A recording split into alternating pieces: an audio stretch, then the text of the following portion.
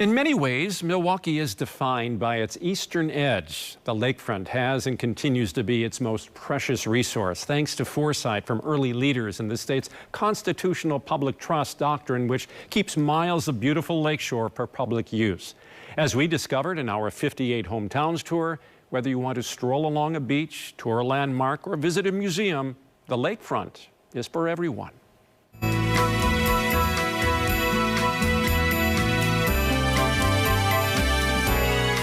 My name is Dave O'Brien. I'm the president of the board of the North Point Lighthouse. This lighthouse is very unique. This is situated right in the middle of an active and occupied neighborhood. That's very rare. There are very few lighthouses of this type that are in a residential area. There's only one other that I know of, and that's in Evanston, Illinois. And the lighthouse itself, it's had a couple of different configurations. There was a brick lighthouse that was about few hundred feet that direction, close to the edge of the bluff. As a result of erosion, which is common along the bluffs, they moved the lighthouse and rebuilt it to this location, and that was back in 1880s. The lighthouse, like all lighthouses at that time, was vital to the shipping industry. In the days when there was no electricity, they had to find a way along the shoreline, and before they had instrumentation that gave them the guidance that they have now, they had to rely on the lighthouse to know where they were. Now, we use it primarily as a museum. People can come Saturdays and Sundays all year round from 1 o'clock in the afternoon till 4, and you can take a guided tour of the first floor, and those that are interested can go into the tower and go to the top of the tower and look out. It's about, I want to say, 78 steps. It's pretty cool. But what's cool is you get up higher, is you see more and more and more. Isn't that a great view, though? You don't get to see that.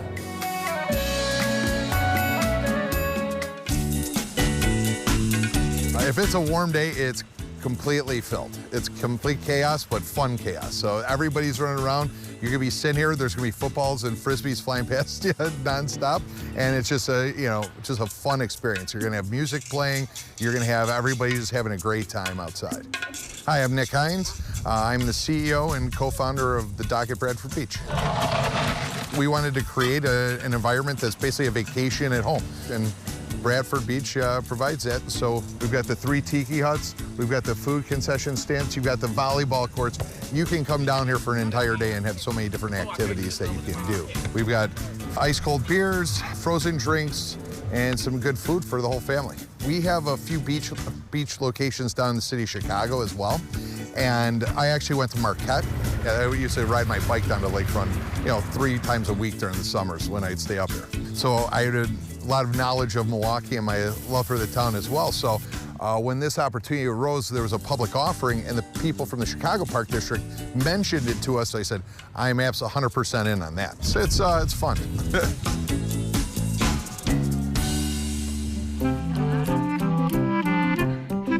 A lot of people know us because they drive down by Lincoln Memorial and they see our really gorgeous gardens and they wonder, can I come in here? And the answer is yes.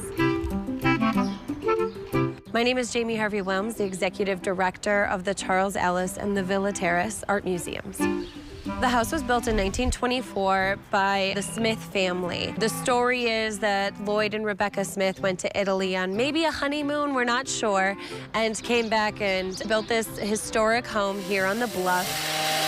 The gardens and the house are really this true celebration of Italy built in Prohibition-era America. Our gardens were designed by Rose Standish Nichols, one of the very first kind of renowned female landscape architects. The Villa is a decorative arts museum. We have the largest collection of Cyril Kolniks. So history buffs in Milwaukee will recognize Kolniks in the Pabst Mansion or the Charles Ellis Art Museum. Cyril was brought up by Frederick Pabst right after the Chicago World's Fair.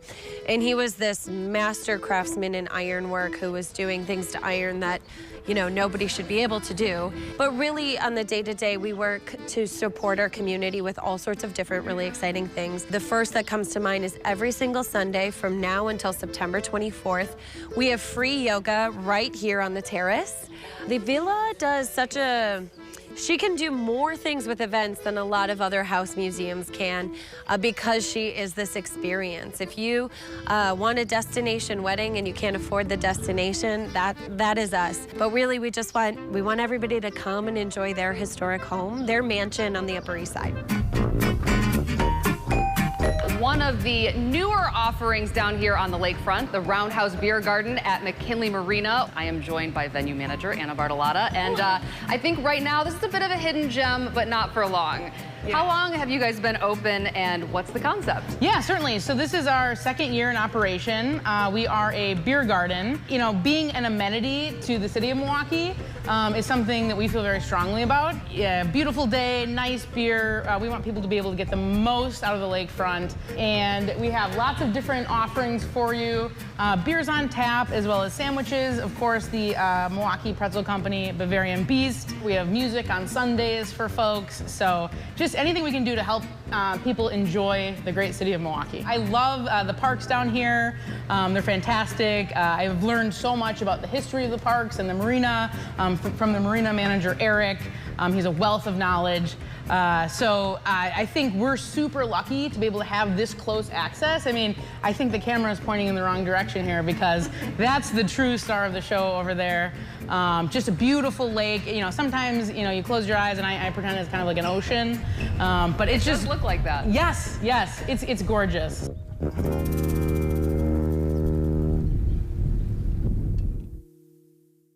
It's hard